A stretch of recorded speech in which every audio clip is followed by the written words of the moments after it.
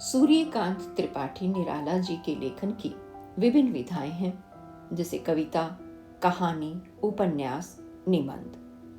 आज सुनिएगा निराला रचनावली भाग 5 से उद्धृत निबंध साहित्य और भाषा। भाषा कलिष्ठता से संबंध रखने वाले प्रश्न हिंदी की तरह अपर भाषाओं में नहीं उठते। हिंदी को राष्ट्रभाषा मानने वाले या बनाने वाले लोग साल में 13 बार आर्थ चित्कार करते हैं। भाषा सरल होनी चाहिए जिससे अबाल वृद्ध समझ सके। मैंने आज तक किसी को ये कहते हुए नहीं सुना कि शिक्षा की भूमि विस्तृत होनी चाहिए जिससे अनेक शब्दों का लोगों को ज्ञान हो, जनता क्रम से ऊंचे सोपान पर चढ़े। हिंदी की सरलता के संबंध में बकवास करने वाले लोगों में अधिकांश को मैंने देखा। लिखते बहुत हैं, जानते बहुत थोड़ा हैं। कम से कम हिंदी से तो उनका ताल्लुक स्कूल से जब से छूटा ही रहा।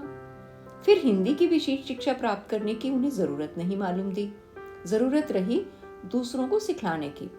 साधारण जनों का पक्ष लेकर वे बराबर अपने अज्ञान पर मिट्टी डालते रहे। एक सवाल राष्ट्रभाषा द्वारा हिंदू मुस्लिम एक का उठता है। इसके लिए भी हिंदी को भरसक असंस्कृत करने की जरूरत बतलाई जाती है, जैसे मुसलमानों में राष्ट्रभाषा का सिक्का जम गया हो और वे क्रमशः हिंदी साहित्य के उदार उदर में प्रवेश कर रहे हों। हिंदुस्तानी अकेडमी के पदवीधर पदाधिकारियों की ऐसी ही राय है। वे लोग स्वयं कुछ हिंदी जानते हैं या नहीं ये मत पूछिए, इसकी जांच व्यर्थ है। उनकी राय सुन लीजिए। ऐसी भावना से प्रेरित हो कुछ कवियों ने कलम के कुल्हाड़े से राष्ट्रभाषा की लकड़ी से काव्य के कुछ चेले चीरे भी हैं, जिनके मुकाबले शुष्कम काष्ठम तिष्ठति अग्रे बहुत सरस है। कुछ हो राष्ट्रभाषा का वह काव्य सरल तो है, लोग आसानी से समझ तो लेते हैं। यथार्थ साहित्य नेताओं के दिमाग के नपे तुले विचारों की तरह आए वे की संख्या की तरह प्रकोष्ठों में बंद होकर नहीं निकलता। वे किसी उद्देश्य की पुष्टि के लिए नहीं आता, वह स्वयं सृष्टि है, इसलिए उसका फैलाव इतना है जो किसी सीमा में नहीं आता। ऐसे ही साहित्य से राष्ट्र का यथार्थ कल्याण हुआ है।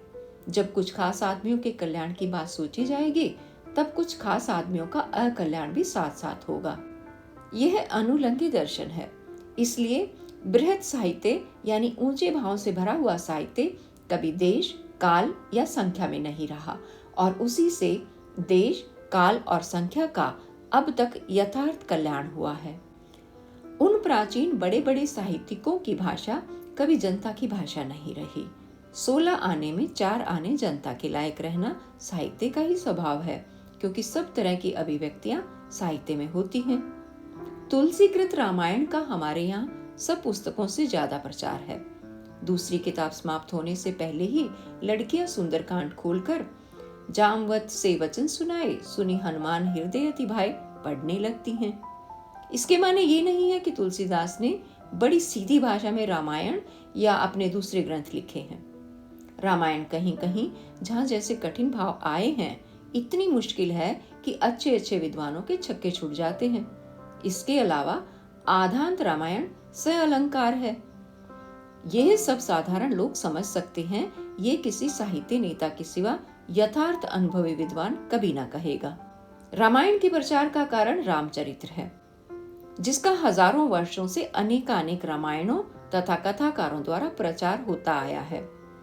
संस्कार यहाँ के लोगों के ऐसे ही बन गए हैं। कलिष्ठता के बारे में यही हाल सूरदास जी की कविता का भी है। वे भी कम मुश्किल नहीं, अलंकारों के सिवा एक कदम नहीं उठाते। अद्भुत एक अनुपम बाग, युगल कमल पर गजवर किरडत, तापर सिंह करत अनुराग। ये सब साधारण जनों की समझ में आने वाला काव्य नहीं है। कबीर तो अपनी विशेषता में और मुश्किल है। पंडित न होते हुए भी अलंकार लिखते हैं।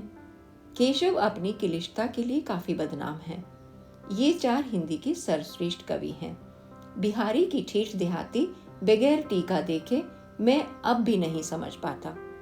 उर्दू के गालिब मुश्किल लिखने के लिए काफी बदनाम थे, पर वही उसके सर्वश्रेष्ठ महाकवि हैं। शेक्सपियर के गीतों के भाव गहन, भाषा तदनुकूल है, शैली की भाषा और भी लच्छेदार। रविंद्रनाथ भी इसके लिए कम बदनाम नहीं थे। वह मुश्किल आसान दोनों तरह की भाषा लिखते हैं, पर भाव साधारण जन नहीं समझ सकते। एक बार चरका प्रबंध में उन्होंने महात्मा जी पर जो आक्षेप किया था, उसकी दिल्लगी और पेचीदी भाव पर महात्मा जी ने अपने लोगों को समेटकर समझाया था कि तुम लोग उसका अर्थ कुछ का कुछ समझ लोगे। अर्थात महात्मा जी के लोग इतने पुष्ट विचारों के हैं। फिर नेतृत्व का एक संस्कार भी होता है जो चेतन को जड़ और समझदार को मूर्ख मानता है। अस्तु बड़े बड़े साहित्यिकों ने प्रकृति के अनुकूल ही भाषा लिखी है। कठिन भावों को व्यक्त करने में प्राय भाषा भी कठिन हो गई है।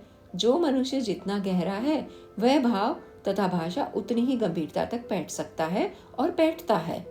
साहित्य में भावों की उच्चता का ही विचार रखना चाहिए। भाषा भावों की अनुगामिनी है।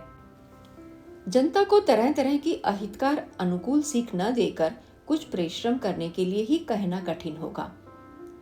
जिनको संधि समास का भी ज्ञान नहीं, ऊंचे साहित्य की सृष्टि उनके लिए नहीं। न वर्ड्स इन वन सिलेबल असमस्त शब्दों की किताबें लिखने से राष्ट्रभाषा का उद्धार हुआ जाता है। जो लोग समय को देखते हुए अपनी पुस्तकों या पत्रों के प्रचार के लिए उनमें साधारण भाषा और सरल भावों को रखने का प्रयत्न करते हैं, वे ऐसा व्यवसाय की दृष्टि से करते हैं। ये हिंदी का हित न हुआ। हित तो गहन शिक्षा द्वारा ही होगा। हिंदू मुस्लिम एके के लिए ललित शब्दावली की टांग तोड़कर लंगड़ी कर देने से लड़खड़ाती हुई भाषा अपनी प्रगति में पीछे ही रहेगी। हमारा ये अभिप्राय भी नहीं कि भाषा मुश्किल लिखी जाए, नहीं, उसका प्रवाह भाव के अनुकूल ही रहना चाहिए। अपने आप निकली हुई और गढ़ी हुई भाषा छिपती नहीं। भाव अनुसारणी भाषा कुछ मुश्किल होने पर भी समझ में आ जाती है। उसके लिए कोश देखने की जरूरत नहीं होती। जिस तरह हिंदी के लिए कहा जाता है कि वह अधिक संख्या लोगों की भाषा है, उसी तरह यदि अधिक संख्या उसकी योग्यता को भी मिलेगी तो योग्यता की विजय में फिर कोई असंभाव्यता न रह जाएगी। इसके लिए भी भाषा साहित्य में अधिकाधिक प्रसार की आवश्यकता है। जो लोग साधारण भाषा के प्रेमी हैं, उनके लिए साधारण पुस्तकें रहेंगी ही। पहली, दूसरी, तीसरी और चौथी पुस्तकों की तरह भाषा साहित्य का भी स्तर तैयार रहेगा। प्राय ये शिकायत होती है कि छायावादी कविताएं समझ में नहीं आती। उनके लिखने वाले भी नहीं समझते, न समझा पाते हैं। इस तरह के आक्षेप हिंदी के उत्तरदायी लेखक तथा संपादक गण क्या करते हैं। कमजोरी यहीं पर है। हिंदी में बहुत से लोग ऐसे भी हैं जो छायावादी कविताएं समझते हैं। उन्होंने समर्थन भी किया है। मैं अपनी तरफ से इतना ही कहूंगा कि छायावाद की कविताएं भाषा साहित्य के विकास के विचार से अधिक विकसित रूप हैं। जहां जहां उन कविताओं में खूबी आ गई है, वहां वहां बहुत अच्छी तरह ये प्रमाण मिल जाता है। जिन स्थानों में धुंधलापन है, भावों का अच्छा प्रकाशन नहीं हुआ, चित्र चमकते हुए नहीं नजर आते, वहां सामयिक दुर्बलता है, जिससे आगे बढ़ने की साहित्य तथा साहित्यिकों को जरूरत है। जो लोग ये कहते हैं कि खड़ी बोली की कुछ प्राचीन काल की कृतियों की तुलना में आधुनिक कविताएं, मेरा मतलब दोनों समय की अच्छी कविताओं से है, नहीं ठहरती। मैं उन्हें अतियुक्त करते हुए समझता हूँ। मुझे दृढ़ विश्वास है कि मेरी नहीं, उन्हीं की अल्पज्ञता है। वे साहित्य के साथ अन्याय करते हैं। गैर लोगों को अपने में मिलाने का तरीका भाषा को आसान करना नहीं, न मधुर करना, उसमें व्यापक भाव भरना और उसी के अनुसार चलना है। ब्रज भाषा भाषा साहित्य के विचार से बड़ी मधुर भाषा है। उसके शब्द टूटते हुए इतने मुलायम हो गए हैं जिससे अधिक कोमलता आ नहीं सकती। ब्रज भाषा का प्रभाव तमाम आर्यावर्त तथा दक्षिणात्य तक रहा है। सभी प्रदेशों के लोग उसकी मधुरता के कायल थे। बंगला, गुजराती, मराठी आदि भाषाओं में उसकी छाप मिलती है। ब्रज भाषा साहित्य के अंग के अपर प्रांत वाले लोग भी अपनी भाषा को ब्रज भाषा की तरह उसी तुलिका से मधुसिक्त कर देते हैं।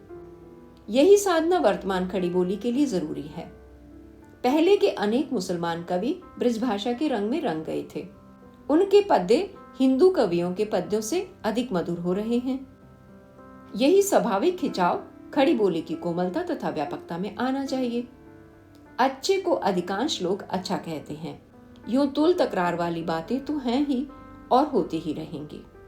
प्रचार का इससे अच्छा उपाय आज तक संसार में दूसरा नहीं हुआ। जितने भी धर्म प्रचारित किए गए हैं सब अपनी व्यापकता तथा सहृदयता के बल पर फैले। उनकी साधारण युक्तियां मृदुल, जल्द समझ में आने वाली, आलोचनाएं तथा अपर सभ्य अंग वैसे ही गहन, अगाध विद्वता से भरे हुए। हिंदी के लिए एक तरह की आवाज उठाने से अच्छा अनेक तरह का प्रदर्शन है, क्योंकि इससे कुछ प्राप्त होता है।